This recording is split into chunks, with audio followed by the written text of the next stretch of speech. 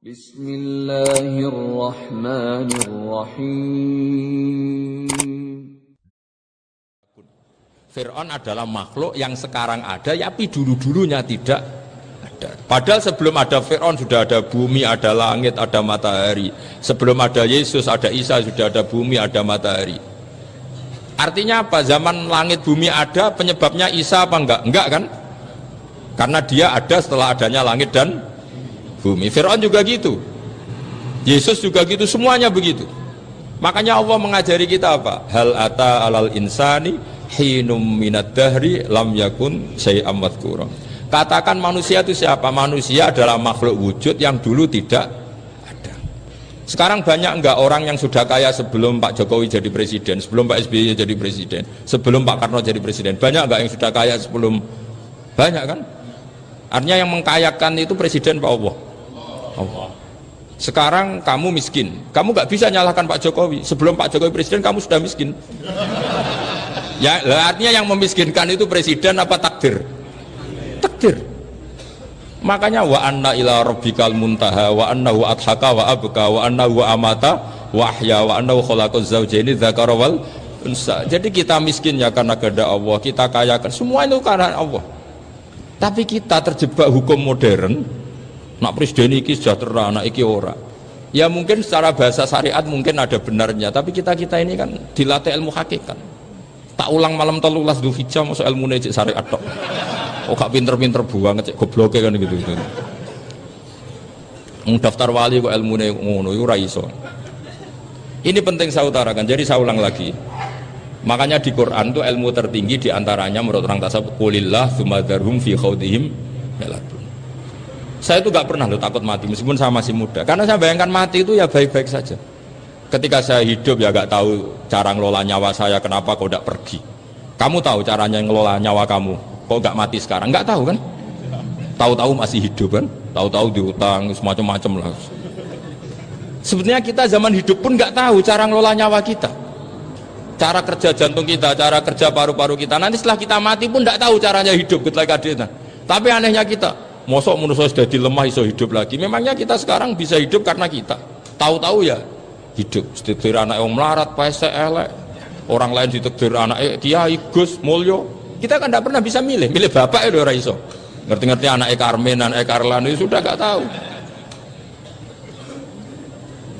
Artinya gini ya, sudah ya Allah, ketika saya hidup ya tidak tahu kenapa saya hidup, pasti engkau yang menghidupkan. Ketika saya mati juga gak tahu kenapa saya mati, pasti engkau yang menghidupkan dan mematikan. Maka saya akan baik-baik saja di akhirat, karena ketika di dunia Tuhannya yang engkau, ketika di akhirat Tuhannya, dan sifat engkau tidak akan rubah, tetap arhamur rahimin. Makanya dulu wali-wali itu kalau mau mati ya santai aja. Said Umar bin Abdul Aziz itu ulama-ulama dulu kalau mau meninggal itu, kalau keluarganya nangis marah besar. Memangnya mau kemana kamu nangisin saya? Lah kamu kan mau mati. Memangnya mau kemana kalau mati? Ya kembali ke Allah. Ya susahnya apa? Di dunia ya milik Allah, di akhirat milik Allah. Inna sholati wa nusuki wa mahyaya wa mamati lillahi rabbil. Yang aneh sampean harus melarat orang wani mati, aneh tenan. Ya karena sampean tahu mungkin di akhirat lebih miskin lagi kan. Wes repot naoten terus. Coba kalau dari awal kita menstatuskan diri kita biadillah, inna sholati wa nusuki wa mahyaya wa mamati. Tapi kamu salah status. Mengatakan kehidupan adalah momen untuk mencari kesejahteraan. Kehidupan adalah momen untuk cari karir. Kamu mensifati kehidupan secara salah, jika kamu terjebak nyari karir, nyari kaya. Coba kalau kamu pakai mazhabnya Sufi, kehidupan adalah pemberian dari Allah untuk kembali kepada Allah. Kematian ya seperti itu. Akhirnya ya santai saja. Inna sholati wa nusuki wa mahyaya wa mamati lillahi rabbil alamin. Istri juga gitu.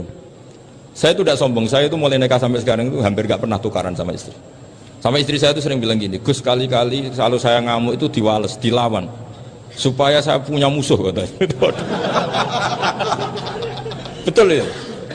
Ya saya bilang gini, Allah itu maha baik sama saya. Ketika harmonis, ganjaran saya ya lewat harmonis itu, sehingga saya ngasih uang, menyenangkan Anda. Ketika Anda marah, ganjaran saya lewat sabar. Ya sudah, itu semuanya baik. Kalau kamu marah, saya tidak dapat pahala. Makanya kalau kamu marah tak dengerin, ini cara Allah membuat pahala tanpa bayar kata saya. Justru kalau pas rukun itu untuk dapat pahala harus nyervis, jajak nukokno kelambi mahal katanya. Boros itu pahala yang boros katanya. Tapi kalau kamu marah ini pahala paling murah, nggak usah biaya, dapat apa?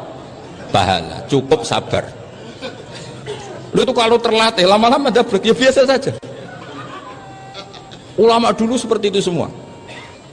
Imam Syafi'i itu pernah ada orang baik sekali sama beliau, orangnya itu munafik padahal. Tapi kalau setelah keluar dari Imam Syafi'i dia memaki-maki Imam Syafi'i. Suatu saat beliau dikasih tahu orang yang tadi muji-muji jenengan itu di luar maki-maki jenengan. Imam Syafi'i itu guyu semuanya bukan alhamdulillah. Muridnya kan janggal. Ini dikasih tahu gitu, alhamdulillah.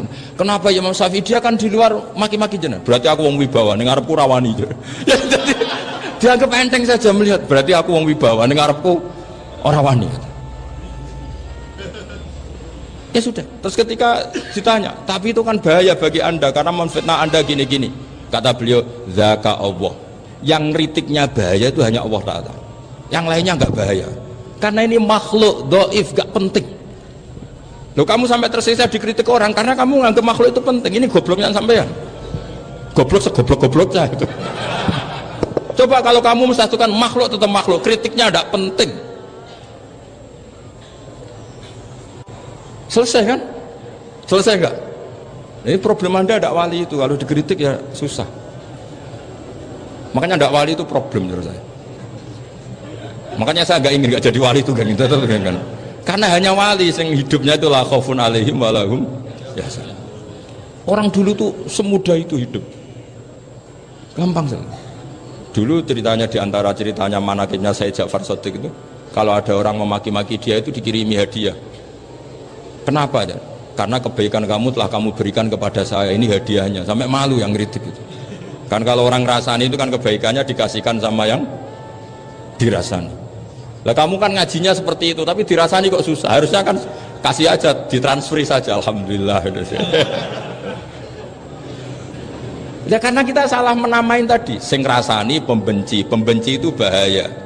Sehingga kamu mereaksi secara serius. Coba kalau kamu pakai hukumnya Allah dan Rasul, pembenci itu pemberi kebaikan, istri marah adalah pemberi kebaikan. Ada yang berani mulai meraktekan? Latih begitu terus, insya Allah nanti hidup kamu barokah. Itu sebut wa'allama adamal asma. Dan itu yang diajarkan Rasulullah. Rasulullah itu kalau ngajarkan hidup itu gampang sekali.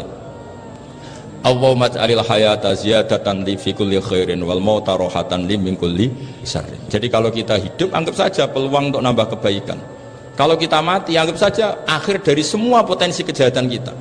Anda sekarang mungkin tidak zina tapi potensi zina. Anda sekarang tidak korupsi, potensi korupsi. Anda sekarang tidak selingkuh, tetap potensi selingkuh. Lah anggap saja kalau mati berarti akhir dari segala potensi itu. Alhamdulillah. Makanya saya tuh gak pernah takut mati. Karena saya misalnya setiap saat mati ya saya nanti akan bilang, ya Allah ini sudah mau mati berarti mau akhir dari segala potensi keburukan saya. Alhamdulillah.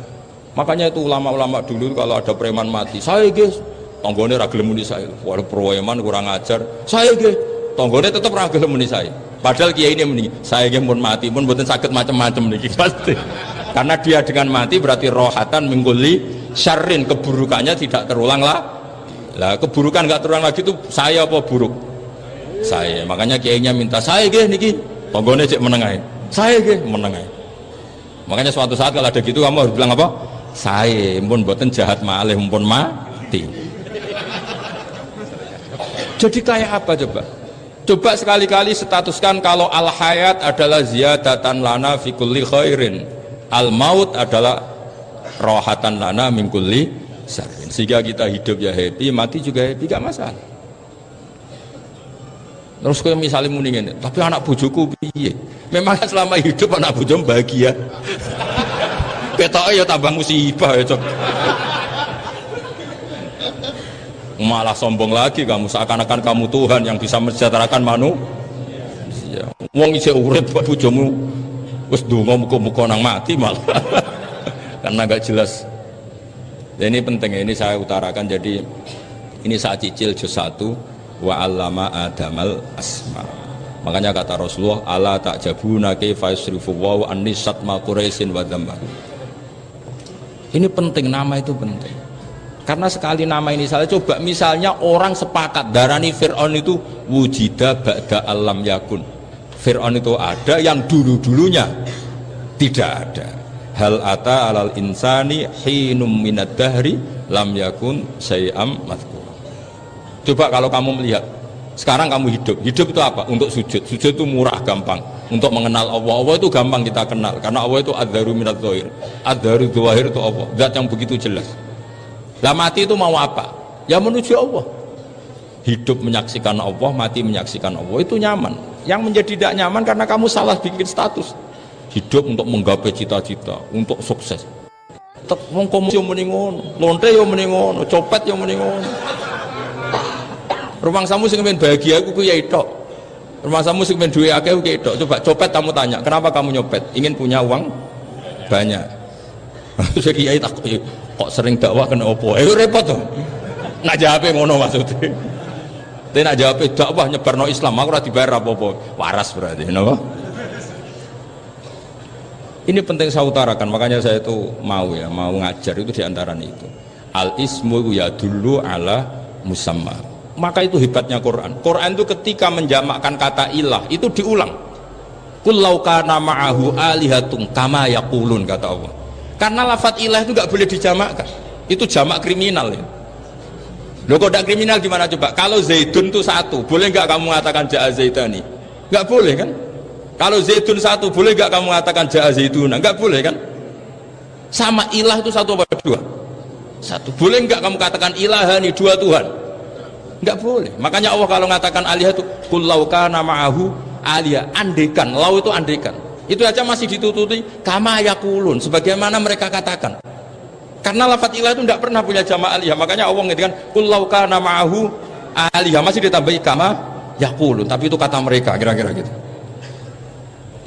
Maka kenangan saya sama Mbak Turehan, saya ini masih pernah cucu sama Mbak Turehan, karena saya mbah saya kandung namanya Fatimah, itu abahnya itu orang sini, Fakhriyas itu, ibunya itu orang Kudus, makanya saya ini ya turunan Kudus, turunan Tasem. Itu kalau Mbak Turehan, kalau hari kematian Yesus itu kan ditulis hari wafatnya Yesus. Mbak Turehan kan tentu meyakini Yesus itu Isa itu tidak mati tapi makanya di kalender Kudus sampai lihat itu kan matinya Sibah Isa, kan ada dalam kurung Sibah Isa, jadi yang mati itu Sibah Isa.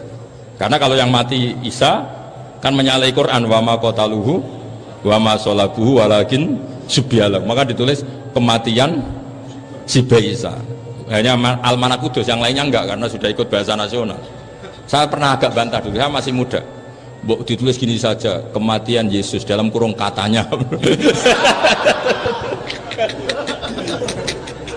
Jadi ono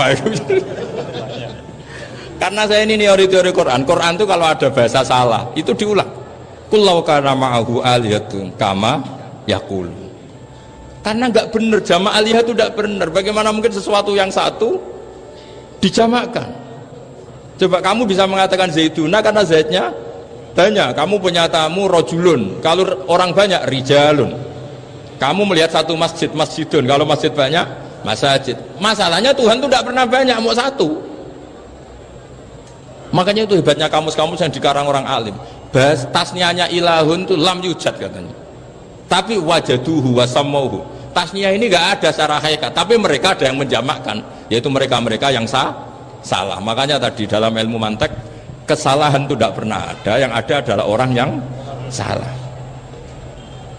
Jadi kesalahan itu tidak pernah ada, yang ada adalah orang yang satu tambah satu pasti dua, nggak mungkin empat nggak ada, lima nggak ada, tapi orang jawab salah banyak. Nah, itu namanya ilmu ya. Makanya yang namanya ismu itu mesti ya dulu ala musamma. Andai kan orang mengatakan Lata Uzza, ini batu yang dipahat oleh si A, dulu pesennya di Muntilan, batunya dari Mojokerto, dulu pas bikin tangannya protol terus di semen, di lakban. Bisa nggak jadi Tuhan kalau dengan status seperti itu? Fir'aun misalnya, dulu nggak ada, lahir ngompolan, tahu retoreten, ciliknya malah tahu tipes, terus tua-tua jadi pangeran, aneh nggak sih? Jadi Jadi semua, makanya setiap kemusyrikan itu kata Allah, in hiya illa asmaun samaitumuha antum wa abaukum ma anzalallahu biha min sultan.